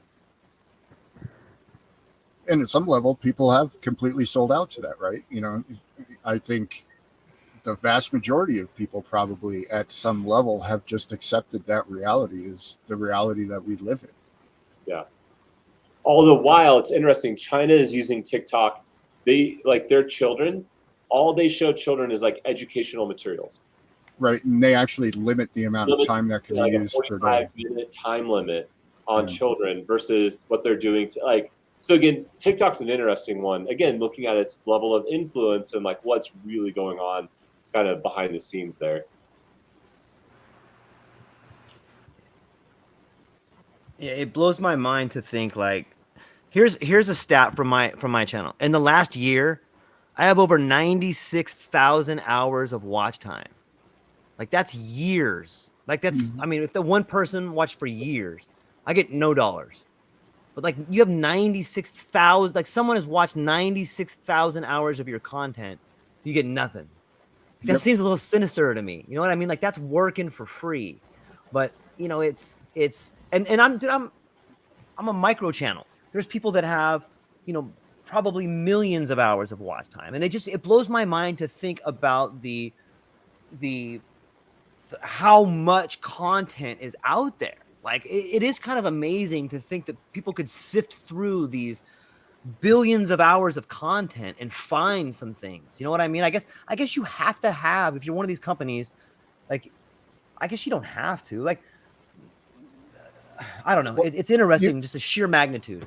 You have to have an algorithm at some level. Right. Yes, yes. Now, what that algorithm entails is an entirely different animal altogether. Right. You know, to your watched hours point, you know, like the Tim Pool cast or whatever, I think I've seen them have some 40,000 people watching that live.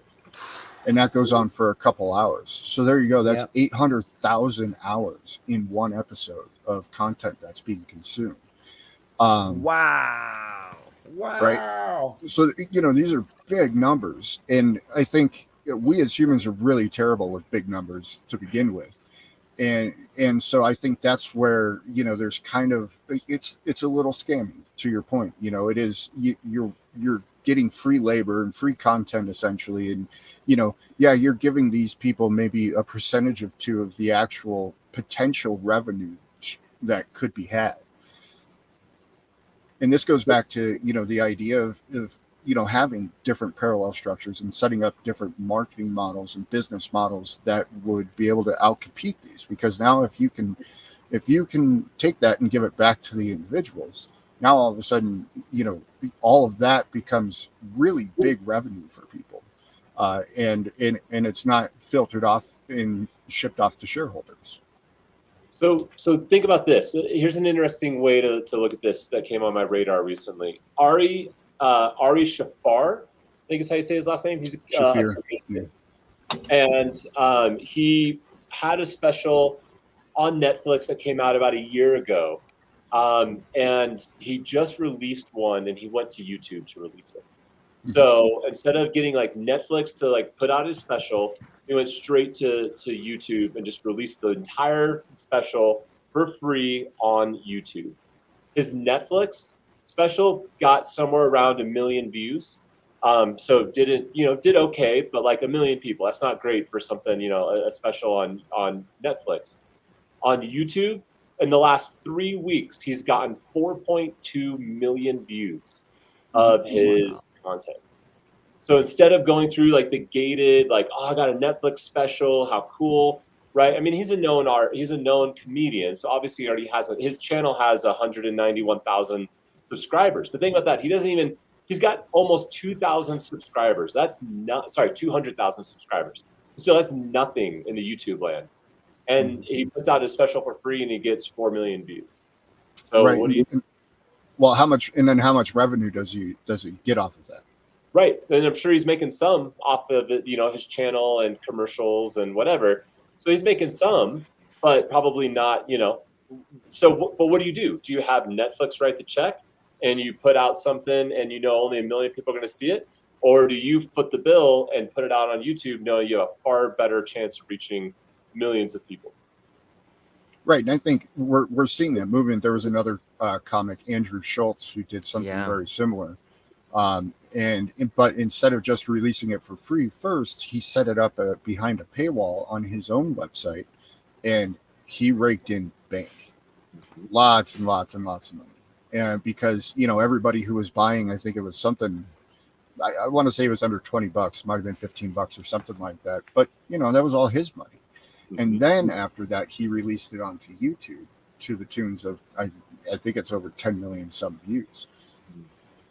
So that's yeah, like disruptor piece, right? Kind of coming back to like using these platforms, using this content, using the fact that we know people, like how do you begin to play the game where you're able to start getting, engagement and exposure without having to play by the traditional rules. I seen, who else I saw? I like this guy, that kid Luke Radowski, who does We Are Change, and he has, I think over 100,000 subs. He's not monetized on his YouTube channel, but he went. I've been watching him he's going for a long time, and he's always been raising money and stuff. And I would say last year he did something similar to what you said, Ben. He keeps his YouTube channel and he makes a video every day, but he also put up his own website with a subscription, like $5 a month. And so he'll make one video for YouTube, and then it's half of that video is like a commercial for his site. Like, look, here's what I'm talking about today. Here's what I'm going to talk about on my website where you can come and see all this stuff. And he found a way to use YouTube as his own commercial for his site, and then he funnels the people back over to that site where he does his better, more caretaken videos and stuff like that. So I think what you're saying, Jason, is that can be the system. You can use these giant platforms, get the views, and then get a percentage of those people to come to your website, which would be on Ben's server, and then we could have that. Yep. Yeah. And we could have them come behind the paywall over there. You could even do something like Rockfin, where if people pay $5 and they get all our content for free, something like that. You know what I mean? Yeah. Or we could start a Psychedelic Roundtable OnlyFans. Oh, I don't know that we're going to get that many subscribers. I don't know. Jason's kind of pretty, but the rest of us, I don't know. Oh man.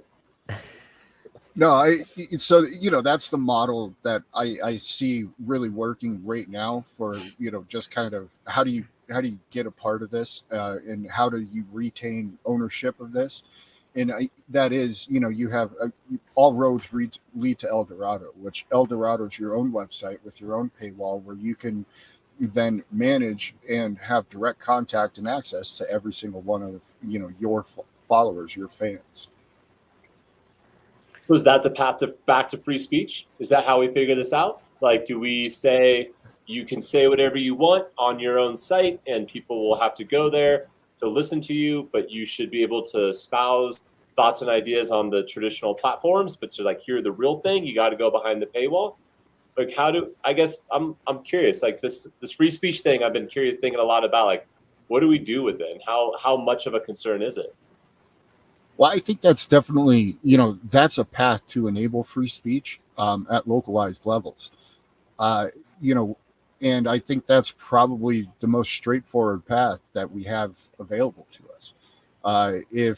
Because once you start getting into this, conglomerations of Twitter or Facebook or what have you, they've already, Section 230 kind of, was the beginning of this, but there's been a lot of talk trying to convert these things into like a public utility type idea.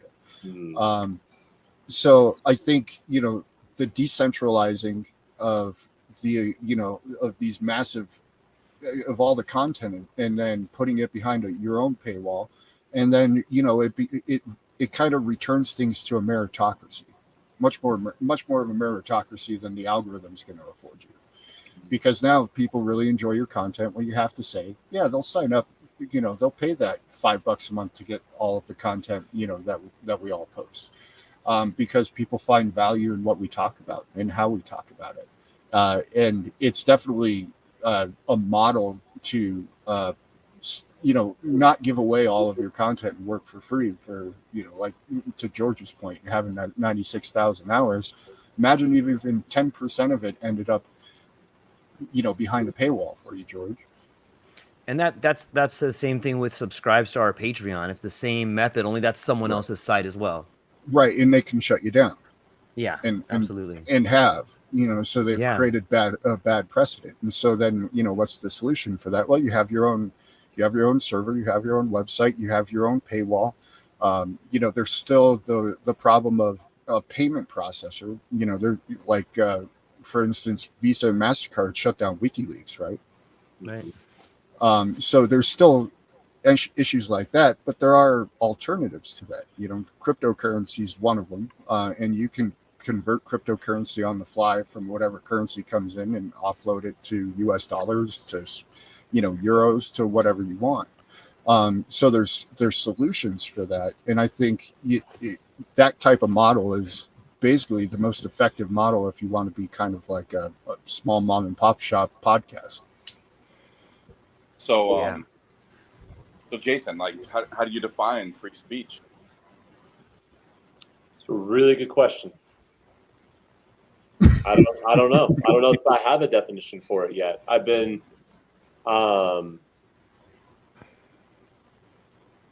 In your mind, are there limitations to speech? yeah. I mean, I think, you know, harming another human being is a boundary, right? So words that would harm another person or incite violence to another person feels like an edge of free speech. But yeah, I don't know. What do you? I mean, I'm curious what your thoughts are, Paul. Well, I mean, I don't think free speech is, you know, and I mean, basically like what you just said, like it's not limitless, right? You can't say anything you want to say, right? And you know, there's case law that, you know, that says that you can't just go out there and espouse, you know, speech that promotes violence or destruction. But then, you know, where do you, beyond that stuff, the line gets pretty blurry, you know, beyond there for me as to what is acceptable free speech. And I think it goes back to what is responsible speech. You know, there's definitely a lot of irresponsible speech out there that has caused people to get you know, banned from social media platforms. But I don't know if if the First Amendment, you know, would not protect them and their speech. So it kind of goes back to responsible speech, I think, is where the battleground is now. So my kind of articulation of it that I've kind of thought through for the years is, you know, my freedom or my freedom of speech, you know, extends until it negatively impacts somebody else's freedom or freedom of speech. But that's not the whole statement. And then the next part of that statement is that's where the conversation needs to begin and happen. And I think if we have the place for that conversation to happen, I think that's where, you know, that fuzzy line that you're talking about, I think that's where, you know, it can kind of be hashed out to certain extents. Right. You know, like inciting riot, right? That's a suppression of speech. Right. You're removing people's freedom and ability to have free speech. And so, you know, that shouldn't be allowed. You know, but when you get it, I've gone to jail for. Say what? Something I've gone to jail for. You incited a riot? Inciting to riot? Yeah? Yeah. Yep. Yeah. What was the riot? Yeah. You know, but it's like, and when I reflect on the things that I was saying, you know, I didn't think that it was as bad as they were making it up. Which again, it's like, you know, the lines are blurred. Mm-hmm. Right? It's like, it's mostly rooted in interpretation. Right. And who becomes the arbiter of that? Right. Yeah. So, yeah, I mean, you know, but we'll, you know, what I was saying was irresponsible. Yeah, for sure. A little bit. But was I inciting to riot? I don't know. It's still one I've, you know, this is 20 something years, almost 30 years ago. And, you know, I still think about that when I hear people talk about speech, like what's free speech, what isn't free speech, what's protected and what isn't protected, right? Because it's subjective. Absolutely. Yeah. So, I mean, in terms of inciting a riot, you know, was it just like a couple of people who, you know, were kind of being hooligans, or did you actually start a full-fledged riot? No, it was a full-fledged deal. Oh, okay. It was, yeah. Respectable. Yeah, all right, man. Check that one off the bucket list. Yeah, it wasn't a handful of people. You know, it was a lot of people. There was definitely some involved. But Paul, where were you on January 6th? I was attending a Donald Trump, Uh-huh. Washington D.C. No, it was in San Diego. It was the International Monetary Fund. It was having a melding of the minds, and a bunch of people showed up. I was one of them, and things got a little crazy. Well, I think, you know, you also decided to pick the one target that probably is going to be the most oppressive towards that, right? Yeah. But you know, it goes back to speech, right? Because I was the guy in the cop car swearing at the police, going, "I can say whatever the fuck I want." Well, no, you can't.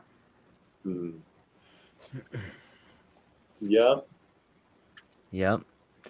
Gentlemen, I'm coming up on a hard break right here, but you know, maybe before we end it or land the plane, maybe we can go around and say what you got coming up and where people can find you. You want to start us off, Ben? Sure. BenjaminCGeorge.com to find out what I'm up to. Some interesting podcasts coming up. Paul and I are going to be talking about some dark skies here soon. George, we got a panel coming up here. I've had some interest from some other people from the business world who want to have some chats about, you know, kind of similar topics to what we talked about tonight. And of course, I will be hopefully by my birthday here releasing some more hard stuff about the Terra Libre project and building a conversation around that. So that's exciting. Yeah, it is exciting. Jay, what you got coming up, my friend? Oh man, check stuff out on experienceintegration.com, on Instagram and Experience Integration.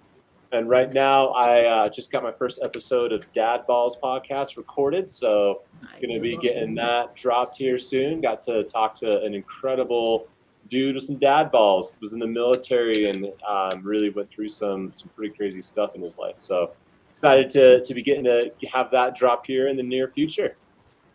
That is exciting. I'm looking forward to checking it out. Paul, what do you got? Some irons in the fire. What do you got coming up? Yeah, I mean, not really too much. And I'm doing this thing on Sunday, and